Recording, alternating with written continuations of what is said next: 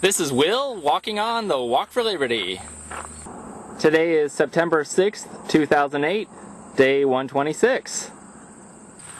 As you may have noticed on that sign, Ipswich is the location where the Yellowstone Trail was started, which later ended up becoming the first private transcontinental highway in this country, and which I talked about in my day 113 video. When the Yellowstone Trail first started, it went from Ipswich to Aberdeen, South Dakota, and this was the original arch that went over the highway, which had to later be moved because cars and trucks kept getting bigger and bigger.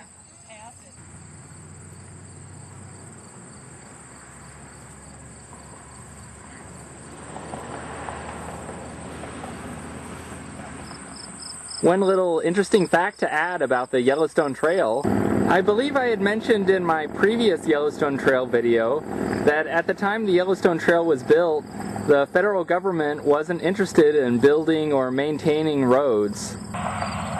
The reason was because the people who were against it said that internal improvements were unconstitutional. Can you imagine that? People in the early 1900s actually cared about whether a project or agency was actually constitutional or not. While we were back at that little park which contained the Yellowstone Trail Arch, Brooke and I met with a couple who own a couple local newspapers here, the Ipswich Tribune and the Roscoe Hosmer Independent. They took my picture and we also chatted for a few minutes about the Walk for Liberty. In the course of our conversation, the subject of all the corn which is grown around here came up.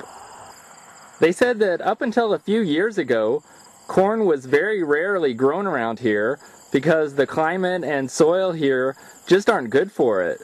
Can you guess what's changed in the last few years? That's right, federal corn subsidies for producing ethanol. I'm guessing that's the reason why E85, which is fuel made from 85% ethanol, is so much cheaper.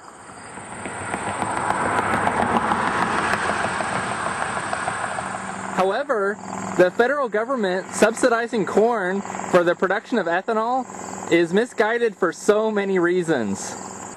First of all, one of the arguments which ethanol proponents make is that it will help make America energy independent. The problem is that will never occur, at least because of ethanol. Only a very small percentage of the automotive fuel use in this country comes from ethanol.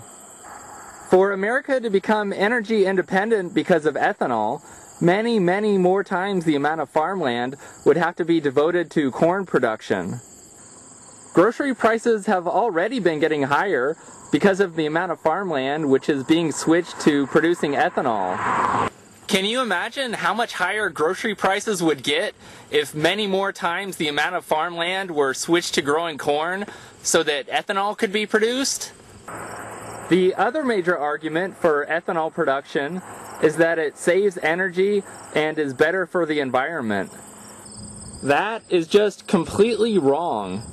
In fact, the exact opposite is true. Ethanol actually takes more energy to produce than the energy which is derived from it. Here are the cold hard facts. Producing 1 gallon of gasoline takes 19% of the amount of energy which is derived by burning that gallon of gasoline. However, producing 1 gallon of ethanol actually takes 29% more energy than is actually derived from it by burning it. It's actually a net waste of energy to produce and use ethanol. Only the government would advocate a scheme like that. And not only does it take more energy, your car also would get only 66% of the fuel mileage on ethanol than it would on gasoline.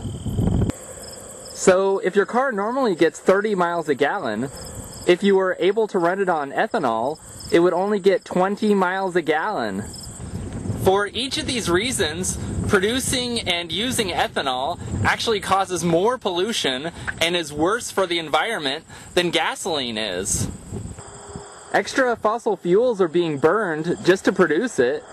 And not only that, but you have to use 50% more of it than gasoline just to go the same distance. It's a double whammy. So then, why is the federal government wasting money which you paid in taxes on something which is such a bad idea? 2 words: corn lobby. The only people who benefit from growing corn to produce ethanol are corn lobbyists and corn farmers. As a side note, I've heard, but have not yet been able to confirm, that there might actually be one crop which is economically and environmentally viable for use as a fuel. And that crop is hemp. However, you can't grow hemp in this country because of the ridiculous drug laws.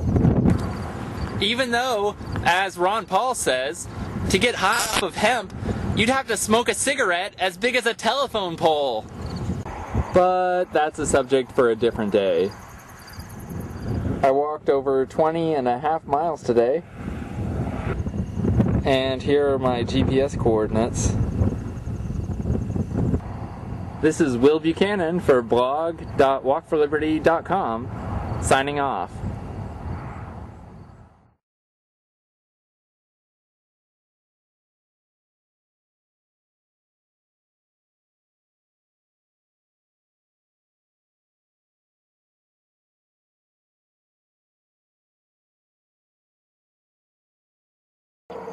That's either a really bad or a really honest name for a cattle company. Isn't LDL the bad kind of cholesterol?